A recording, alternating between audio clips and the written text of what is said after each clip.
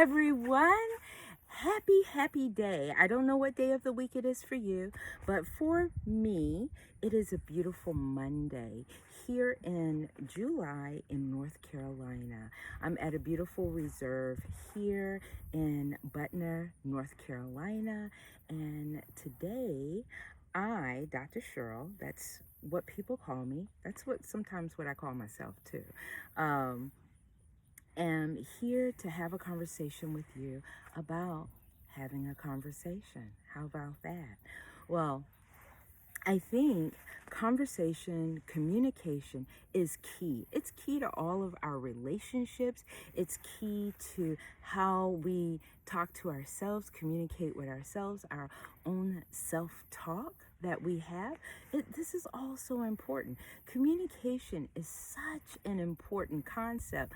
I honestly don't know why we don't have a class called communications when we start off in elementary school. I know we learn our ABCs, we learn how to read, we learn how to read, how to look at, listen to other people's information that they want to share with us, but somewhere along our educational path, we somehow forget to maybe learn how we can learn how to communicate with other people in our life.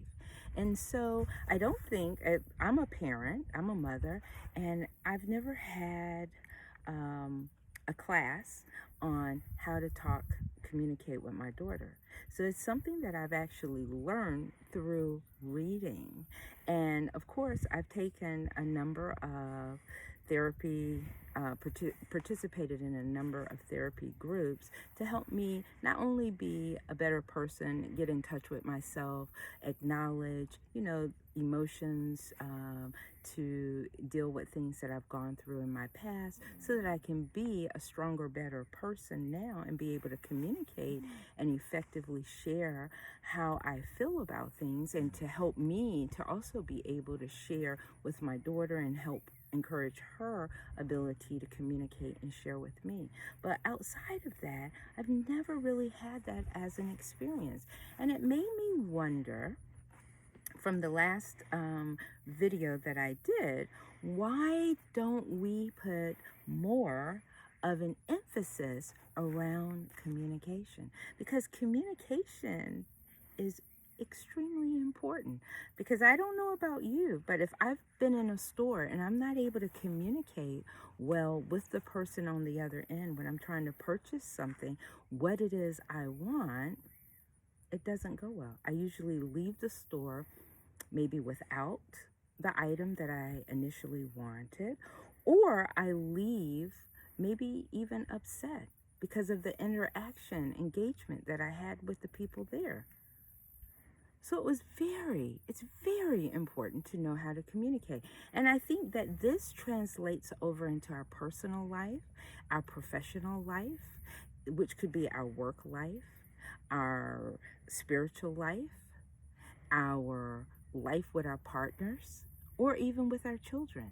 So communication is extremely important, and how we communicate is important. And one of the things that I've found that is key or central to effectively communicating, and I wonder if you can guess it, is going to be an effective listener. That's right. You have to learn how to listen. So what's interesting is that when we come to someone and we decide that we have something we want to share, we really want to share it. We really want to share how we're feeling, the emotions we're experiencing. But sometimes we have to listen to the person that we want to share with before they're actually able to hear us. And that can be very hard, because if we're excited about something, and my husband is always telling me how I get excited about everything all the time, which is probably true. It's hard for us to slow down and hear what the other person is saying. So, one of the things that I like to share with people that they can do to help them be more effective in their communication and in their listening is to start by taking a deep breath. I have them take it in through their nose, hold it, and out through their mouth.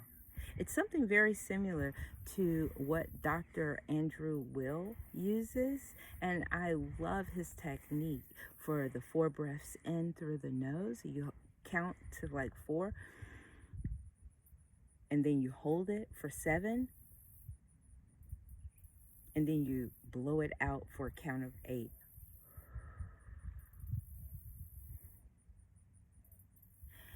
And if you do that about 3 or 4 times, it really changes the way you're feeling.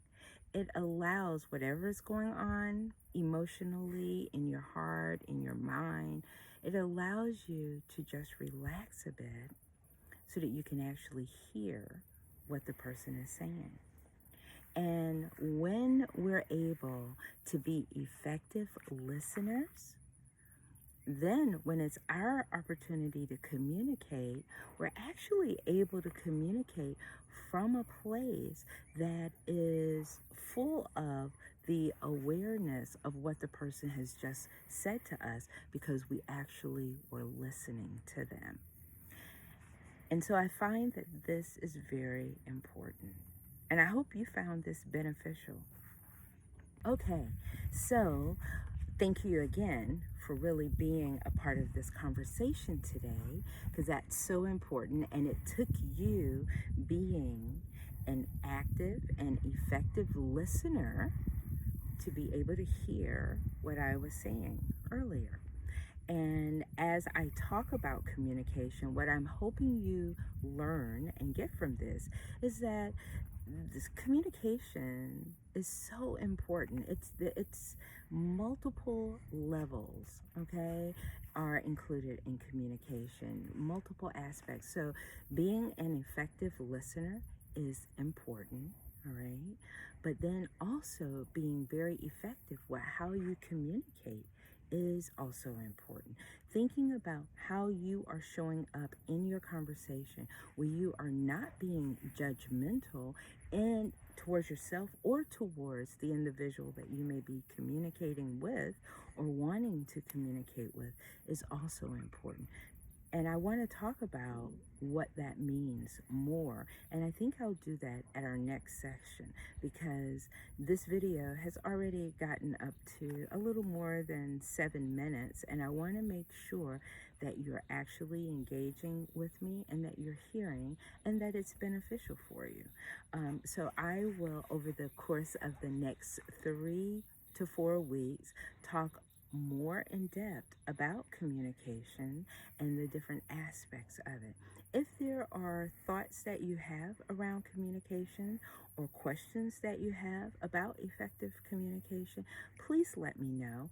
I'll also want to share with you about the breathing techniques because I find the quickest way for me to change my energy level, my vibrational level, to help me really embrace the fullness of joy of everything that's around me.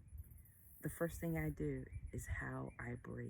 I become very aware of how my breaths are coming in, and then I release by blowing out, exhaling.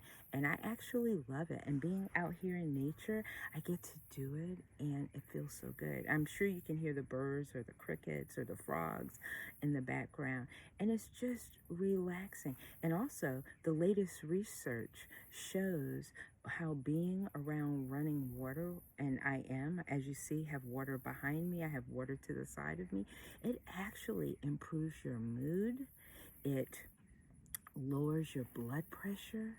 It really has some wonderful positive effects, which I can't wait to talk to you more about because as we continue these different video series, I will be sharing information that will hopefully help you or support you in some way in having having just a better health, better outcome, better way that you exist within this world. If you have questions, please don't hesitate to leave a comment and ask your question. Please, if you enjoy the videos, I'm asking that you will like them and even subscribe. I'm a very new YouTuber. I like to say that for myself. I'm a YouTuber, and I would really appreciate you subscribing and sharing these videos with others, especially if you find the content helpful and beneficial. So thank you for a great conversation. Thank you for listening, and I look forward to talking with you again soon. Bye.